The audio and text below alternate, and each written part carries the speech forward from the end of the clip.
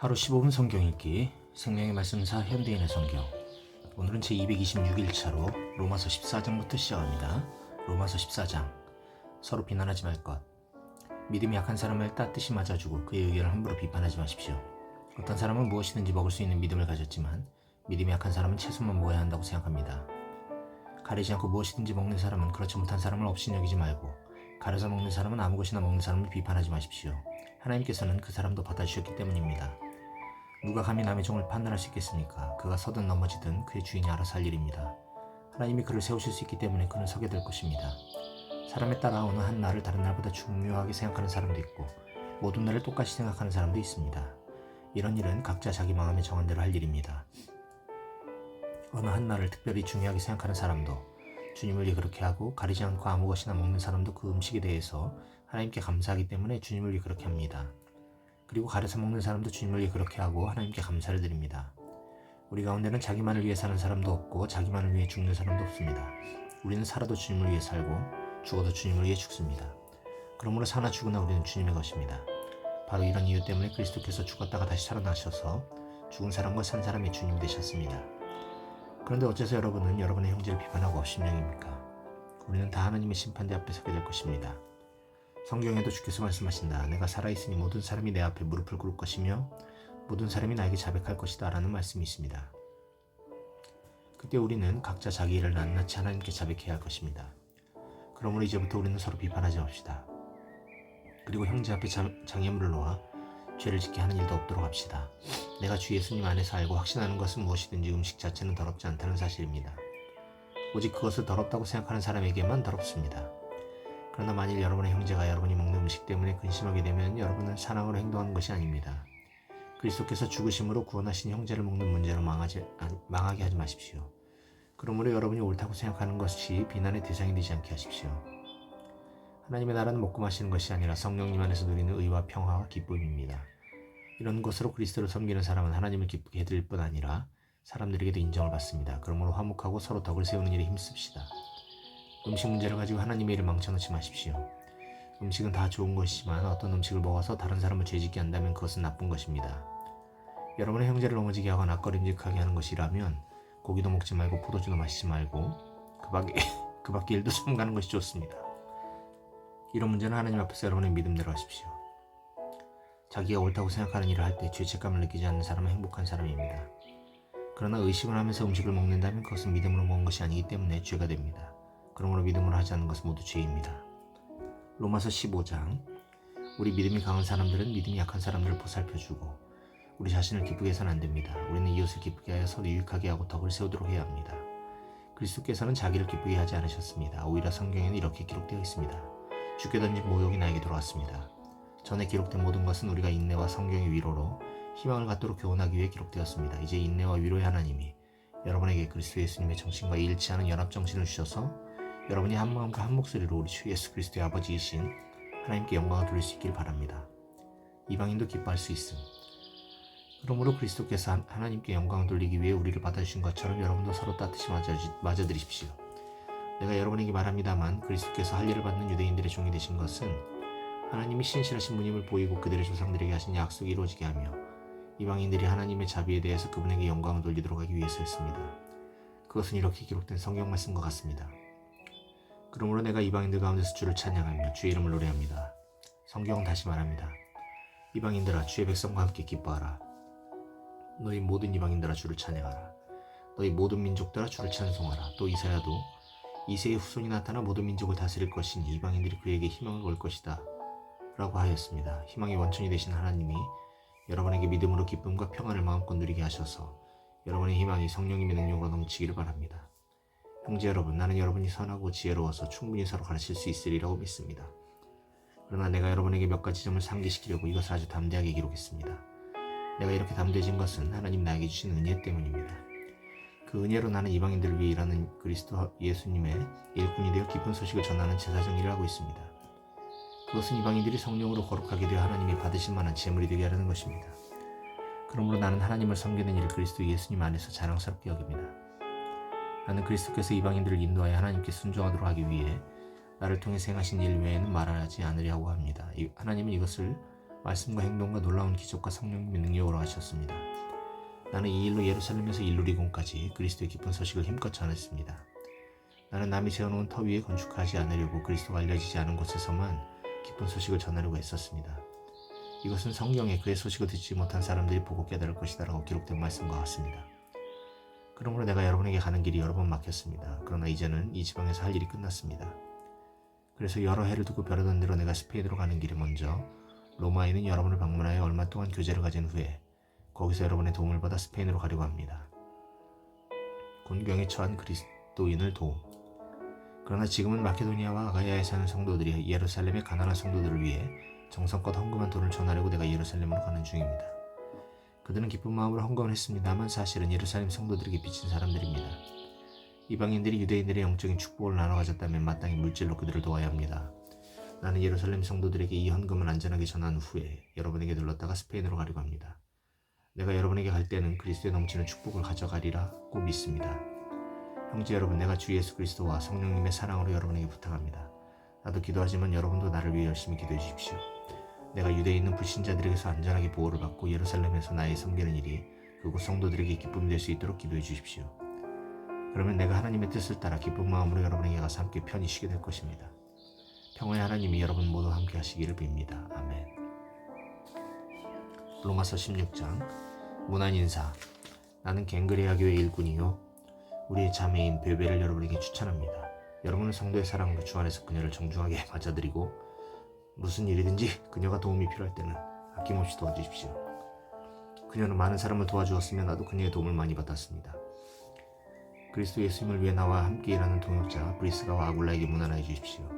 그들은 나를 위해 자기들의 목숨 아끼지 않았습니다. 그래서 나뿐만 아니라 이방인의 모든 교회도 그들에게 감사하고 있습니다.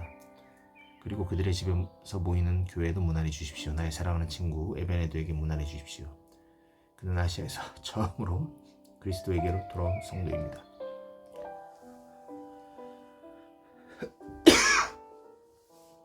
여러분을 위해 많은 수고를 한 마리아에게 문안해 주십시오. 나의 친척이며 나와 함께 감옥에 갇혔던 안드로니고와 유니아에게 문안해 주십시오. 그들은 사도들 가운데서도 뛰어난 사람들이며 나보다 먼저 그리스도인이 된 사람들입니다. 주 안에서 내가 사랑하는 암블리아에게 문안해 주십시오. 그리스도를 위해 함께 일하는 동역자 우르바노와 나의 사랑하는 친구 스타고에게 문안해 주십시오. 그리스도 안에서 인정을 받은 아벨레에게 문안해 주십시오. 아리스토블로와 블로의 집안 사람들에게 문안해 주십시오. 내 친척 헤로디온에게 문안해 주십시오. 나기스의 집안 사람 중 주님을 믿는 사람들에게 문안해 주십시오. 주 안에서 수고한 두 자매 드루베나와 드루보사에게 문안해 주십시오. 주 안에서 많은 수고를 한 사랑하는 자매 버시에게 문안해 주십시오. 주 안에서 선택된 루프와 그의 어머니에게 문안해 주십시오. 그분은 바로 내 어머니이기도 합니다. 아순그리도, 블레곤, 허메, 바드로바, 허마 그리고 그들과 함께 있는 여러 성도들에게 문안해 주십시오. 빌롤로고, 율리아, 네레오와 그의 자매 올롬바 그리고 그들과 함께 있는 모든 성도들에게 문안해 주십시오. 여러분은 성도의 사랑으로 서로 인사를 나누십시오. 그리스도의 모든 교회가 여러분에게 문안합니다. 형제 여러분, 내가 여러분에게 권합니다. 여러분이 배운 교훈과는 달리 분열을 일삼고 여러분의 신앙생활에 장애물을 놓는 사람들을 조심하고 그들을 멀리하십시오. 그런 사람들은 우리 주 그리스도를 섬기지 않고 자기들이 이익만을 추구하며 간사하고 아첨하는 말로 순진한 사람들을 속이고 있습니다. 여러분의 순종에 대한 소문이 자자하니 내 마음이 기쁩니다. 그러나 나는 여러분이 선한 일에는 지혜롭고 악한 일에는 순결하기를 바랍니다. 평화의 하나님이 곧 사탄을 쳐서 여러분의 발 아래 굴복시키실 것입니다.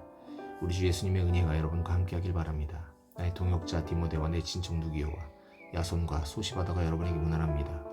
이 편지를 받아 쓰는 나 더디오도 주님의 이름으로 여러분에게 문안합니다. 자기 집을 교회로 제공하여 나와 성도들을 접대한 가이오와 이 도시의 재무관 에라스도와 믿음의 형제 구아도가 여러분에게 문안합니다. 하나님은 내가 전하는 기쁜 소식과 예수 그리스도에 관해서 선포된 말씀으로 여러분을 믿음에 굳게 세우실 수 있습니다. 그 기쁜 소식은 오랜 세월 동안 감춰져 있었던 비밀이었습니다만 이제는 영원하신 하나님의 명령으로 예언자들이 그를 통해 계시되고 알려져서 모든 민족이 믿고 순종하게 되었습니다. 이처럼 지혜로운 유일하신 하나님께 예수 그리스도를 통하여 길이길이 영광이 있기를 기도합니다. 아멘. 고린도전서 1장. 하나님의 뜻에 따라 그리스도 예수님의 사도로 부르심을 받은 나 바울과 믿음의 형제 소스테네는 고린도에 있는 하나님의 교회와 그리스도 예수님 안에서 거룩함을 입어 성도가 된 사람들과 우리 주 예수 그리스도를 주님으로 믿고 그 이름을 부르는 각처의 모든 사람들에게 하나님 우리 아버지와 주 예수 그리스도의 은혜와 평안이 함께하길 기도합니다. 교회 안의 분쟁. 나는 그리스도 예수님을 통해 여러분에게 은혜를 주신 하나님께 늘 감사하고 있습니다. 이것은 여러분이 그리스도 안에서 말과 지식을 포함하여 모든 일에 풍성한 복을 받았기 때문입니다. 그래서 여러분은 그리스도에 대하여 증거한 말씀을 굳게 믿고 모든 영적인 축복을 누리면서 다시 오실 우리 주 예수 그리스도를 기다리고 있습니다.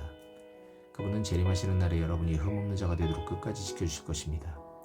여러분을 불러 그의 아들 우리 주 예수 그리스도와 교제하게 하시는 하나님은 신실하신 분이십니다. 형제 여러분, 내가 우리 주 예수 그리스도의 이름으로 권합니다. 부디 서로 갈라지지 말고 의견을 모아 한마음 한뜻으로 굳게 연합하십시오. 나는 글로의 집에서 온 사람들에게 여러분 가운데 다툼이 있다는 소식을 들었습니다.